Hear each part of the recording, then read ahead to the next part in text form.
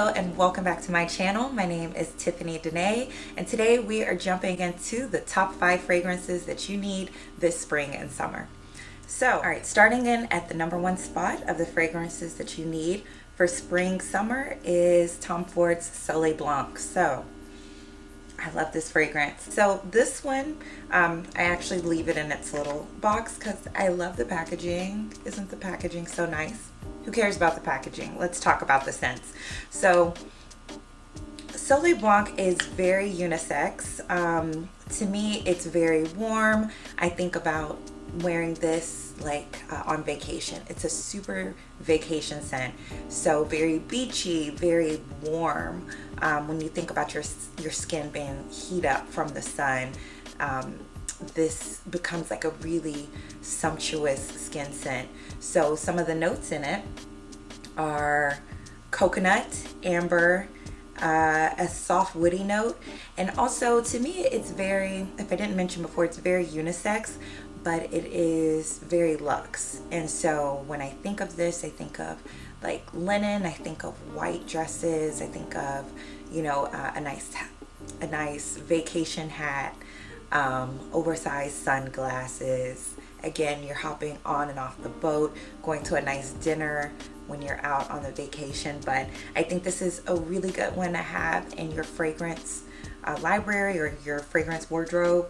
And it's not just for vacation, but it's very coconutty to me. Very coconutty, very warm, and I think you'll really love it. A lot of people tend to lean towards this scent, and yeah, I think it'll work as a great blind buy if there is something that you want to be introduced to Tom Ford. This one isn't one of his more pungent, spicier ones, so this is definitely one you should check out. All right, moving on to our #2 spot is Delina by Parfums de Marly. So this one, I absolutely love it.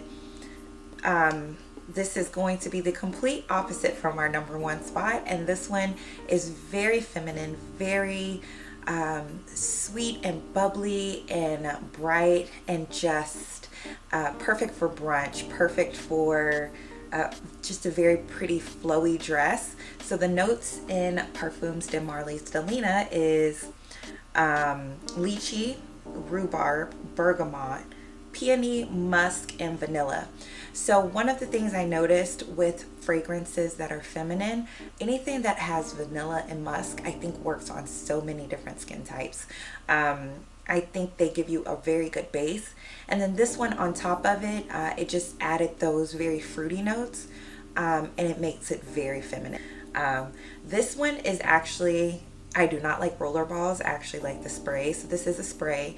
The larger bottle or the regular size bottle does come in around $300. This one is the travel size, and they sell these for $60. So I know it's kind of small, but if you want to kind of have like an introduction to it, I think this is the perfect way to go. So let's move into the #3 spot. In the #3 spot, we have GUERLAIN by GUERLAIN. And this one, you can see I'm halfway through the bottle. Again, another super feminine, super soft, super, like, I wouldn't call this one flirty, but it's definitely not unisex at all. And this one I feel like you can wear kind of in more settings, because this is a little bit more elevated. Not that Delina isn't elevated, but this one to me, it's a little bit more sophisticated. It's super feminine, but also sophisticated. And I tend to wear this more like when I'm going to church, or if I'm going to, I don't know, like a nice dinner. I can wear this a little like later in the evening, whereas I feel Delina, it's more daytime. This one you can wear like all day long. It can go evening and daytime. So let me give you the notes on this one. So GUERLAIN Mon GUERLAIN has French lavender, sandalwood, vanilla, that vanilla note, bergamot, jasmine. So they describe this as a fresh oriental and a radiant floral. And I think radiant is the perfect way because it's more sophisticated. It's it's a little bit more demure, more come hither, whereas Delina, it's more fun and flirty and bouncy, and I'm chitter chatting to everyone around, and I'm just being a social butterfly. One thing I meant to mention though, on Delina, you get so many compliments. I get so many compliments on that one.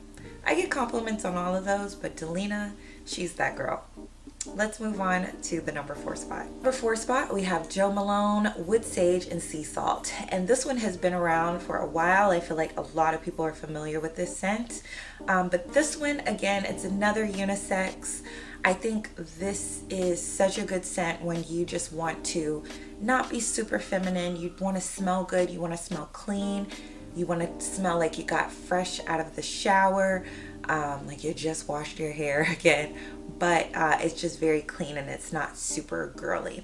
So the notes on this, it's woody, it's earthy, it's clean, and honestly the notes are everything that it says in the title. So it's got sea salt in it, it has amberette seeds, so not 100% sure what that is, but that is the wood portion of it.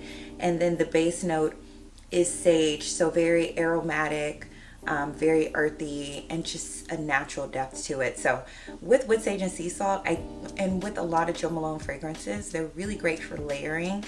I actually douse myself in this, and then I will put something on top of it, like a Le Labo Santal 33, because like these two fragrances are so popular. And I kind of get sick of spelling them sometimes because so many other people have it. When I layer them and kind of get my own fragrance going, then it just makes it so much more appealing. So this one will last all day if you douse yourself in it and put it on like body spray and then layer on something, and it lasts me like 6 hours. So with sage and sea salt. And coming in at the number 5 spot, this particular fragrance would actually be my number 1 choice, but I do not have a bottle of it. I went to pick it up and it was not at the place that I went. So the number 5 spot on my list goes to Gentle Fluidity Gold. If you are gonna splurge on any of these niche fragrances, Gentle Fluidity Gold would be my pick. I think it's so beautiful. Technically it is a unisex fragrance, but to me I think it leans super feminine. Some of the notes of it is nutmeg. Some of the notes are nutmeg, coriander, vanilla, and musk. Again, what I said with the vanilla and musk, I think it works so well on so many different skin profiles. It actually has juniper berries in it as well, and typically I don't lean towards juniper berries because they are placed in scents that are more green, kind of like floral botanica, those scents that are a little bit more earthy and not fresh, like earthy and like grassy, things with like patchouli. Like I typically don't lean towards those fragrances, but I think what's great about MFK, he's such a master artisan when it comes to blending perfumes. He just makes it work. I feel like there's always like 50 ingredients and he comes up with these enigmatic scents, and that's the best way to describe it. But Gentle Fluidity Gold, I just think it's so beautiful. I think it's very soft, very feminine, it's very alluring. I feel like it's very elevated, very luxe, but it is just, it stays with you. It has amazing projection, it has amazing longevity, and I just think it's the perfect scent. So that will be what I am getting next when I go make my next fragrance purchase, because I need a full bottle of that. So before we close out the video today, I do have a couple of honorable mentions, and these are just fragrances that I have samples of that I would absolutely get full bottles of. So the first one is PENHALIGON's Elizabethan Rose, and to me I think rose can be a little funny. I know a lot of people tend to shy away from rose because they tend to be heavy, they tend to be what like people call a grandma scent, but I think PENHALIGON's has done this rose so well. I think that is it's very youthful. I think it is very fresh. I think it's very clean. I actually I sleep in this fragrance quite often because it just puts me in such a nice mood. It's very calming. I think this is the way to go if you are looking for a very pretty rose. I think with this you would have like you would be wearing like a soft dress that is elegant, but maybe carrying a top handle bag that's pink, like a soft pink. I just think that it's very smart, it's sophisticated, and it's just a very beautiful scent. So if you're looking for a good rose and you don't want to be pungent, I think that this is the way to go, and this is definitely something that I will be adding a full bottle of. And my second honorable mention, I actually had so many samples of these, I'm completely out, but this is Jo Malone English Pear and Freesia. This one is done so well. Again, I feel like with Jo Malone fragrances, they have that disappearing act. But to me, this one, I throw this on for the day and it is so, it's clean, but it's not as like even as like the Wood Sage and Sea Salt. Like this one has a couple of more